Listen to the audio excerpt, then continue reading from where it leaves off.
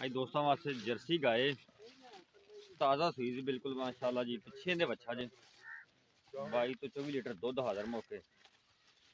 Second timer ਥੋੜਾ ਲੰਮਾ ਤੋੜਾ ਜਾਣਾ। ਖਾਣੇ माशाल्लाह पावर वाला लगा है, कद बहुत बड़ा है।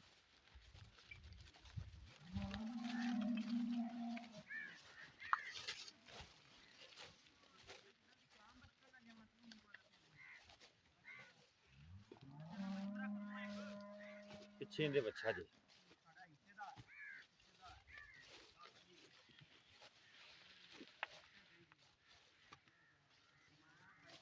जान दे बच्चे को छाड़ दे पाऊँ वो बच्चा आ जाएंगे।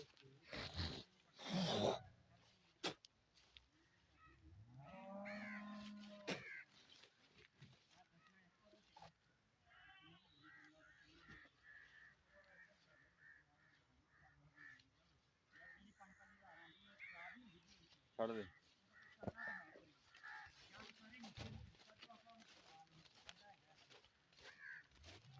ਇਹਦੇ ਪਿੱਛੇ ਬੱਚਾ ਜੀ 2 ਦਿਨ ਦੀ ਸੂਈ ਹੈ। ਇਹ ਨੜਵਾ ਵੇਖ ਲਓ ਜਾਣ ਦੇ। ਲੈ ਚੱਲ ਲੈ ਚੱਲ ਘਰ ਨੂੰ।